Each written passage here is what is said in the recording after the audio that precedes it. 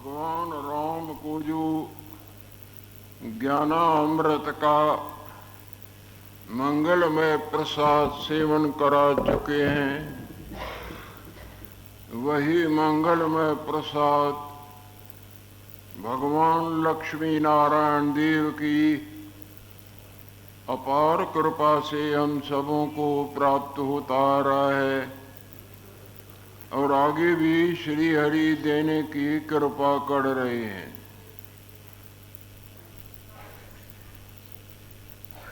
गुरुदेव आत्म स्वरूप पर प्रकाश डालने की कृपा करते राम भगवान को समझा रहे हैं। राम जी कैसा है स्वरूप, जो अनामय है,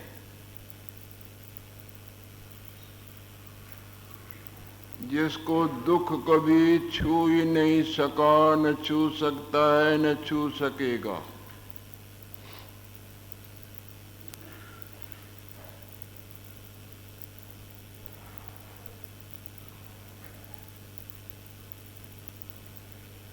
निर्दुख पद है,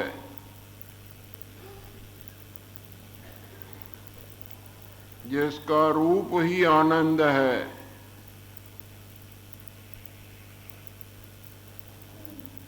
गुण नहीं बल्कि रूप ही आनंद है। गुण गुणी में आते भी हैं और चले भी जाते हैं।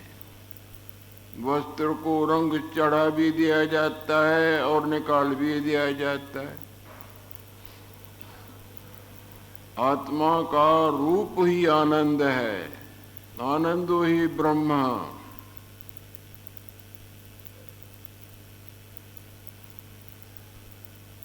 और दुखते रहता है।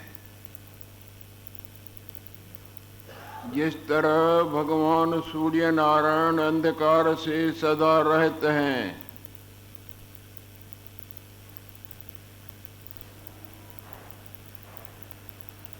जिस तरह चंद्रदेव उष्णता से सदा रहते हैं,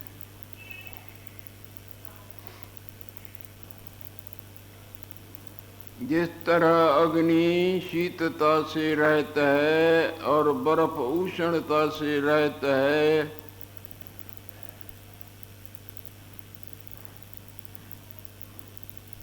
इसी तरह आत्म भगवान सदा दुख से रहता है।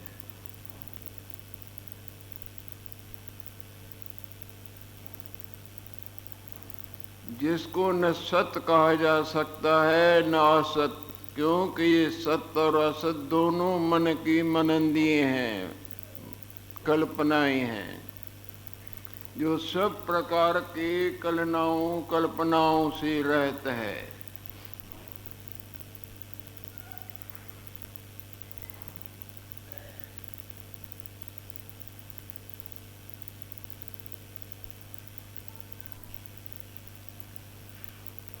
जो सत असत के से पड़े है, ज्ञान रूप आदि अंत ते रहते हैं।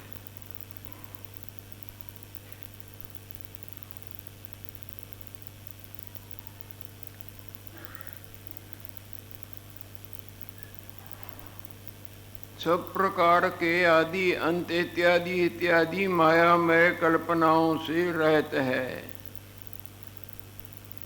केवल अद्वितीय स्वयं स्वरूप है।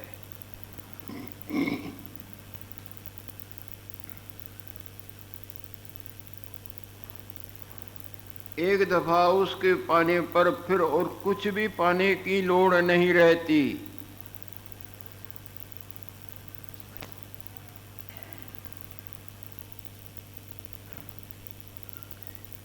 और जिसके जानने पर और कुछ जानना बाकी नहीं रहता, ऐसा जो उत्तम पद है,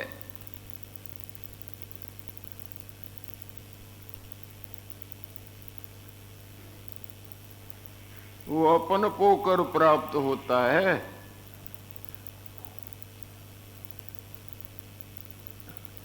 आत्मत्व कर प्राप्त होता है। जैसे जागृत अपना आप करके प्राप्त होता है, या स्वप्न वाले किसी वस्तु के जरिए से या उसके साथ से प्राप्त होता है।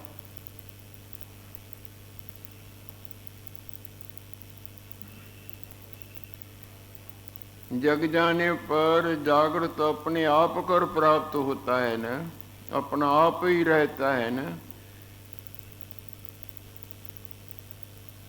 इसी तरह आत्म पद स्वत्व कर अपने आप कर आत्मत्व कर प्राप्त होता है। क्यों? तो सब प्रकार के कल्पनाओं से सदा न्यारे हैं। जिस तरह आपका जागृत रूप स्वप्ने के सब प्रकार के मन के मनंदियों से सदा न्यारे हैं।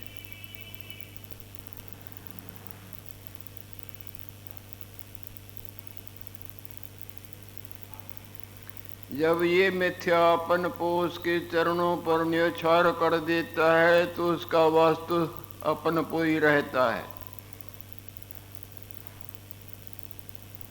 जैसे जगने पर आप अपने झूठे स्वप्न वाले अपने आप को जागृत के चरणों पर न्योछावर कर देते हैं तो बाकी जागृत ही रहता है ना।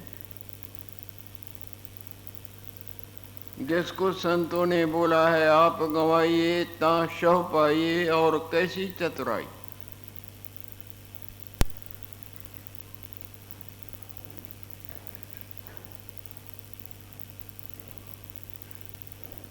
हे राम जी, ये जो मैंने ज्ञान आपके प्रति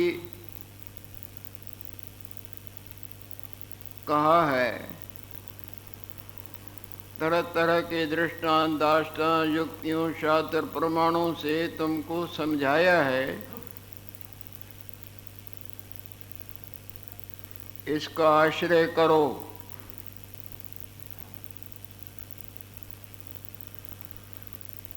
इसका आश्रय करने पर तुम ज्ञानवान हो जाओगे।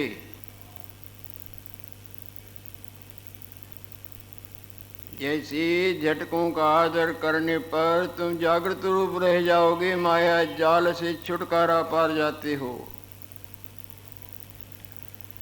तिसको आश्रय करके तुम ज्ञानवान होना, परंतु सावधान रहना, ज्ञान बंध नहीं होना। ज्ञानवान होना, ज्ञान बंध नहीं होना, बद्ध ज्ञानी न होना।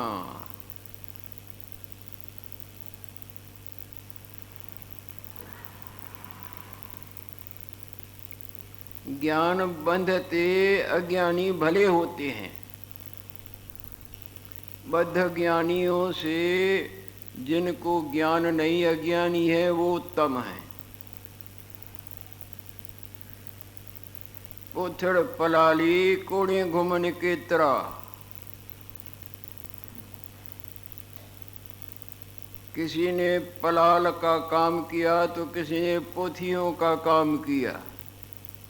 वो पंजाबी भाषा में बोलते हैं, किसी ने चलाई पोथी तो किसी ने चलाई खोती। किसी ने गधे का काम संभाला, भार उठा उठा के गुजारा किया, किसी ने पोथियां पढ़ पढ़ के सुना सुना के अपना पेट गुजारा किया।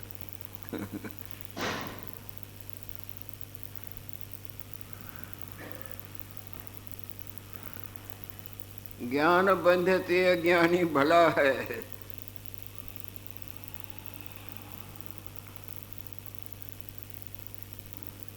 क्यों?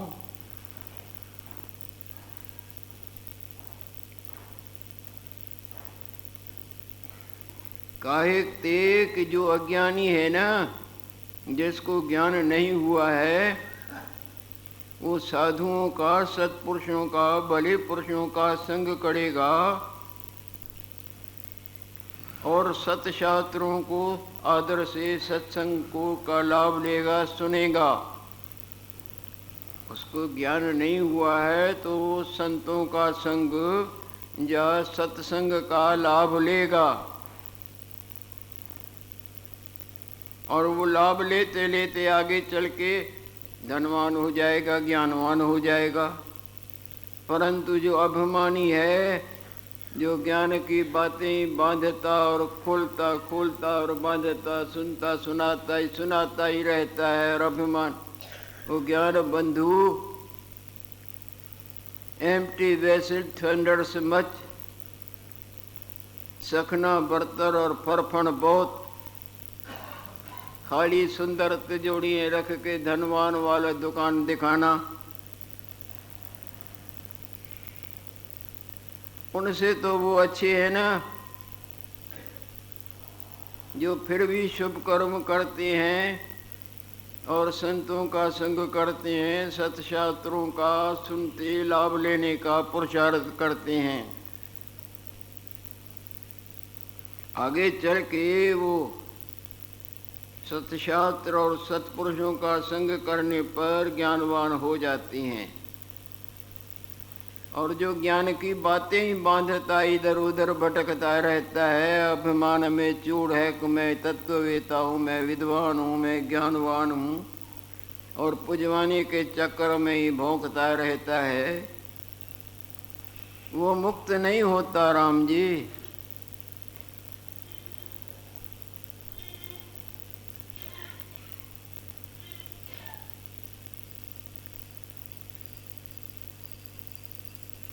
वो संसार के मान सम्मान और धन और भोगों की आंधी में ही उनका जीवन नष्ट हो जाता है।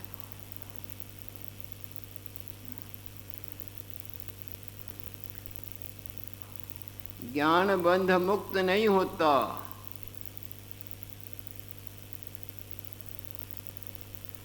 उसमें गुरुदेव दृष्टांत देते हैं, जैसे कोई होवे रोगी और कहे मैं ठीक हूँ, मेरे को कोई दुख नहीं है, मेरे कोई रोग नहीं है,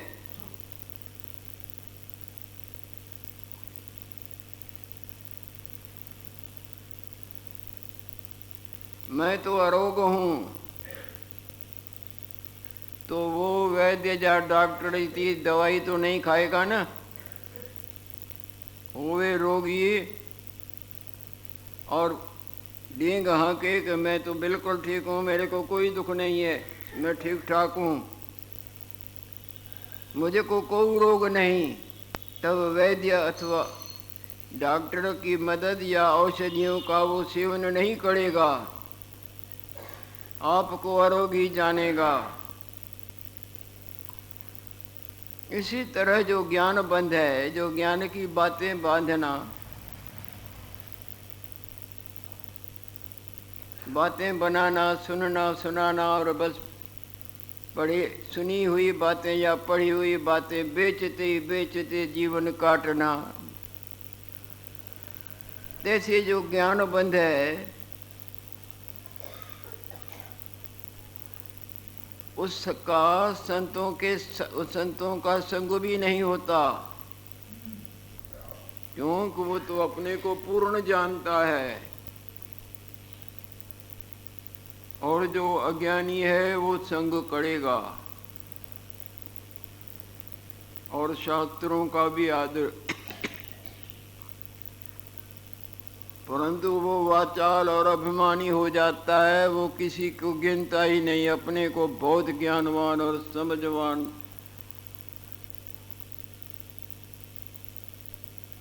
जो ज्ञान बंध है ते संत का संग भी नहीं होता और सतशास्त्रों को भी नहीं सुनता।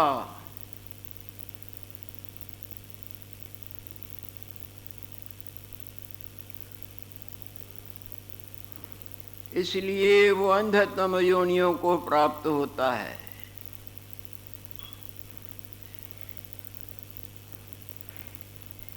जब गुरुदेव ने ऐसे बोला, तब राम भगवान गुरुदेव से पूछने लगे हैं।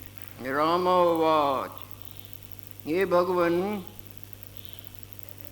ज्ञान का लक्षण क्या है और ज्ञान बंध का लक्षण क्या है? और जो ज्ञान बंध हो जाते हैं उनका क्या फल, उनको क्या फल मिलता है। 3 बातें पूछी हैं। ज्ञान का लक्षण क्या है, ज्ञान बंध का लक्षण क्या है, और ज्ञान बंध का फल क्या होता है। सो कृपा करके कहो। तो भगवान वशिष्ठ जी महाराज राम भगवान के प्रश्नों का उत्तर देने की कृपा कर रहे हैं। वशिष्ठोवाच, हे राम जी,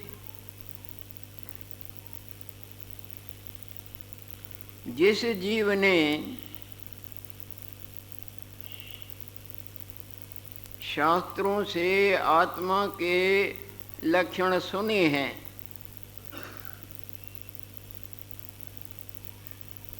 आत्मा के लक्षण के आत्मा निर्गुण है, निराकार है, आनंद रूप है, जिस जीव ने आत्मा के लक्षण शास्त्रों से सुने हैं,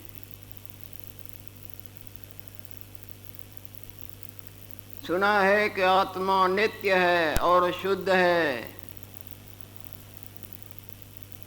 और ज्ञान स्वरूप है,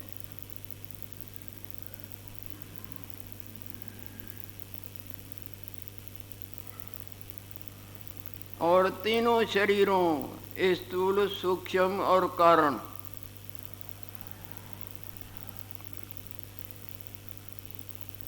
तीनों शरीरों से भिन्न है,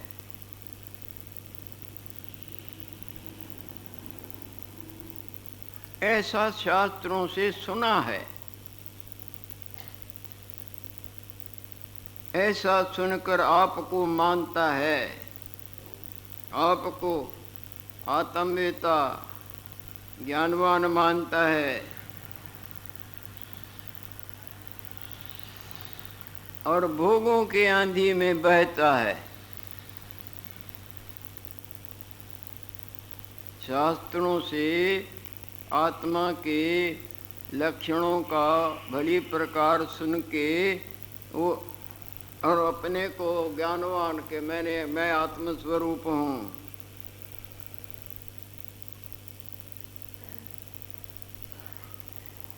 आपको मानता है और विषय भोगों की सदा वासना रूपी अग्नि, मान की, धन की,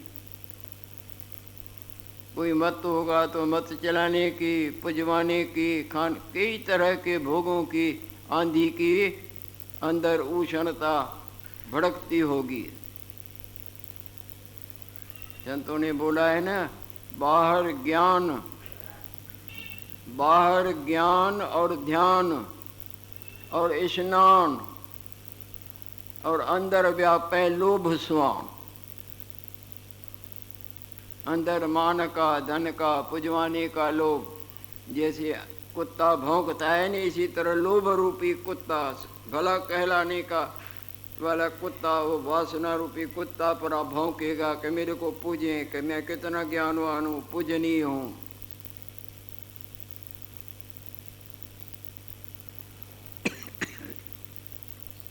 और विषय भोगने की सदा तृष्णा रहती है।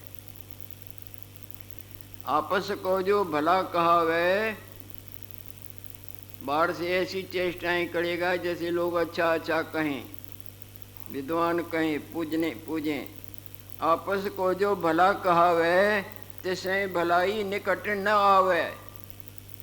संत भगवान बोलते हैं, भलाई उससे उल्टा दूर रहती है, उसको भलाई नहीं मिलती है, बुराई मिलेगी। वो अपना जीवन नाश करता है।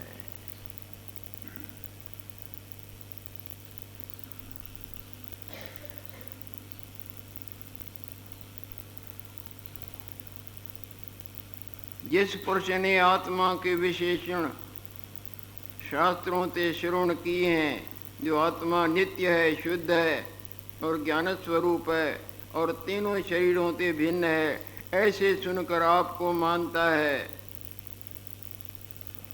और विषय भोगने की सदा तृष्णा रहती है, जो किसी तरह भी इंद्रियों के सुख मेरे को मिले, शब्दों के, स्पर्शों के, रूपों के, रसों के, गंधों के, मान के, इंद्रियों के विषय मेरे ताई प्राप्त होवें, ऐसा जो पुरुष है सो ज्ञानबंध है।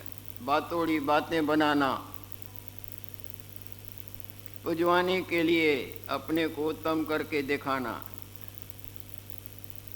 संतों ने भी, स्वामी साहब ने बोला, पोथर पलाली कोड़े घुमन के तरह, गालियों कन जबान सा खिलवत रे खाली, मरमुन रखन मन में असल अवाली। सो ज्ञान बंद है, उसको यहाँ गुरुदेव बोध शिल्पी कहते हैं। जैसे शिल्पी शिल्पकला का काम करता है, वो बोध शिल्पी है, बोध की बातें बना के दिखाना। बौर कैसा है? जो कर्म के फल के विचार से रहता है, मनमाने गलत कर्मों में भी प्रवृत्त हो जाता है कि मैं तो आत्म स्वरूप हूँ, मैं शरीर थोड़ा ही हूँ, मैं इंद्रिय थोड़ा ही हूँ। बौर कैसा है? जो कर्म फल के विचार से रहता है, भला बुरा विचार कर नहीं करता, क्योंकि अपने को समझता है कि मैं तत्ववेता हूँ, मैं शरीर नहीं, मैं तो आत्मा हूँ।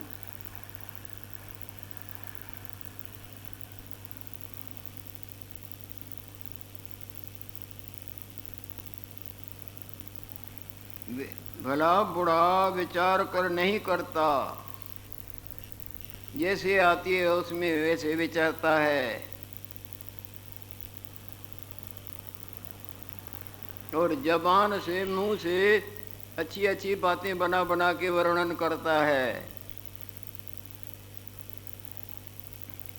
और गलत भी वर्णन करे तो अपने को वह बड़ा समझता है कि हम तो इन वर्णन से भी मुक्त हैं, हम आत्म स्वरूप हैं। मुख ते शुभ अशुभ निरूपण करता है, सो शास्त्र शिल्पी है। शास्त्रों की शिल्प विद्या वो वे शिल्पताई करने वाला है।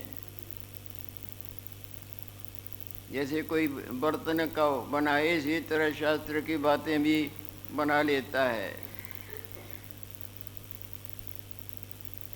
मुख से शुभ अशुभ निरूपण करता है, सो शास्त्र शिल्पी है। और कर्म भी करता है तो अंदर वासना रूपी डंक लगा रहता है कि इस कर्म का फल मेरे को ये मिले। फल के अर्थ कर्म करता है, पुजवाने के अर्थ धन के लिए, मान के लिए।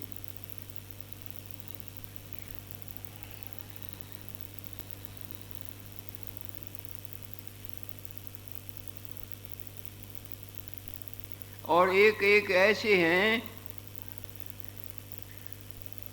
जो शास्त्रों के विचारों का वर्णन करते आपको उत्तम कर मानते हैं, अपने को तत्ववेता, बड़ा विद्वान, पूजनीय गुरु, यह अभिमान अंदर खाता है, अपने को श्रेष्ठ मानते हैं। एक एक ऐसे भी हैं राम जी जो शास्त्रों के अर्थ आपको उत्तम कर मानते हैं, और शास्त्रों के अर्थ कई प्रकार से दृष्टांत दाष्टान युक्तियों से चरखी चला लेते हैं, वर्णन करते हैं। जैसे लोग हमको पूजें, समझें कि वह बड़ा धुरंधर विद्वान है।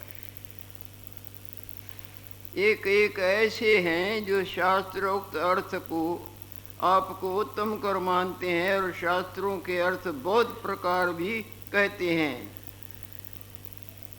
और पढ़ते भी हैं, दूसरों को पढ़ाते भी हैं। ज्ञान प्राप्त करना कोई मामूली बात नहीं। मम माया दुरत्या बड़ी दुस्तर है। पढ़ते भी हैं और पढ़ाते भी हैं, और अंदर भोगों से उनकी वासना जुड़ी रहती है। और विषय से बंधमान है। सब प्रकार के भोगों से उनकी इंद्रियें लप लप लप लप करती रहती। रूप के भी, नेत्रों के भी, कानों के भी, रसना के भी, और त्वचा का भी, गंध का भी, मान का भी। विद्वान होते हुए पढ़ना पढ़ाना और अंदर भोगों की अग्नि उनकी भभकती रहती है। एक एक ऐसे हैं जो शास्त्रोक्त आपको उत्तम कर मानते हैं और शास्त्रों के अर्थ बहुत प्रकार भी करते हैं, पढ़ते हैं और पढ़ावते भी हैं और विषय से बंधमान है और सदा भोगों से उनका मन बंधा हुआ है।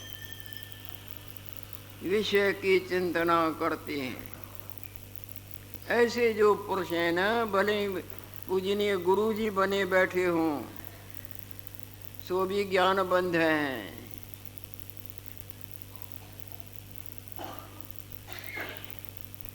सो ज्ञान बंध कहता है।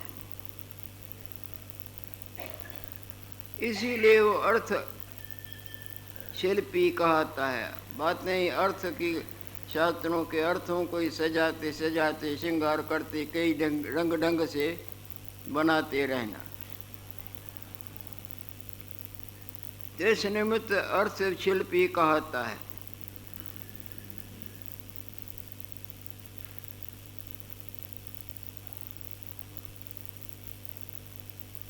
तेरा करने को समर्थ है और धारणे को समर्थ नहीं।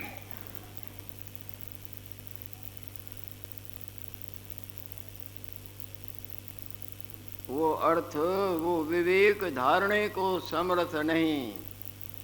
अंदर अविवेक की छाया छाई रहती है। हे राम जी, एक प्रवृत्ति मार्ग है, एक निवृत्ति मार्ग है।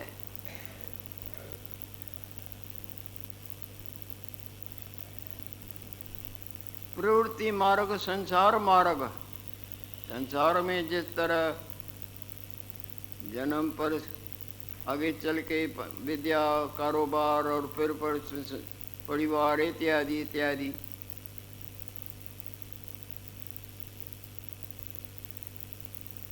एक प्रवृत्ति मार्ग है, एक निवृत्ति मार्ग है। प्रवृत्ति कहिए संसार मार्ग है, निवृत्ति आत्मज्ञान मार्ग है। उन क्रियाओं में उस तरह जीवन यापन करना जैसे हमको वास्तवताई का बोध हो, उसको निवृत्ति मार्ग कहते हैं। और प्रवृत्ति मार्ग हमको धन, लड़का, लड़की, फलानी बात, ये वो, उसी में ही संसार वर्तते रहना, जीवन काटना। एक प्रवृत्ति मार्ग है, एक निवृत्ति मार्ग है। प्रवृत्ति मार्ग संसार है, निवृत्ति मार्ग आत्मज्ञान मार्ग है। और जिस जीव ने निवृत्ति मार्ग धारा है, ईश्वर परायणताई का रास्ता पकड़ा है,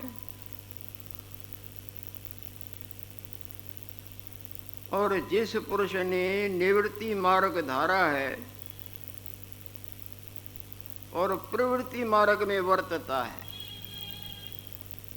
बाहर से तो साधु का भेष, ईश्वर परायणता, और अंदर सारा दिन संसार के उलझनों में ही उलझा हुआ है।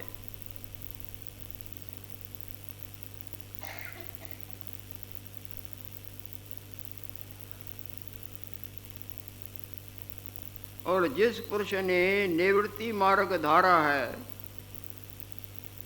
और प्रवृत्ति मार्ग विखे वर्तता है, प्रवृत्ति का मतलब सुनाते हैं।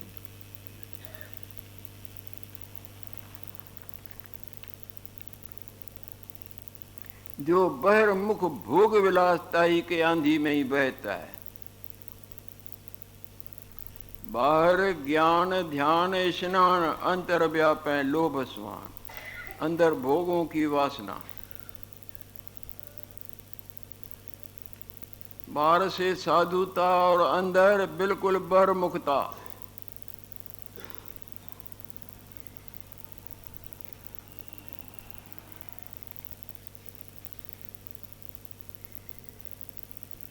निवृत्ति मार्ग कहिए जो बहिर्मुख विषय की ओर वर्तता है। प्रवृत्ति मार्ग कहिए जो बहिर्मुख विषय की ओर सारा दिन भोगों और भों भों करने एक एक के माया के चक्र में ही जीवन नष्ट करना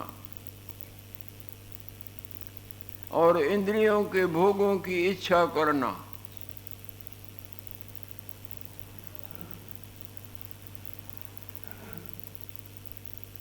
भोगों से उपराम नहीं होता। बाहर से तो निवृत्ति मार्ग और सारा दिन प्रवृत्ति मार्ग के आंधी में ही बहता है। चलना तो उत्तराखंड की तरफ था, परंतु छलांगे दक्षिण दिशा की तरफ और इंद्रियों के विषय की वांछा करता है। भोगों से, इंद्रिय सुखों से, बहिर्मुखता से उपरत नहीं होता।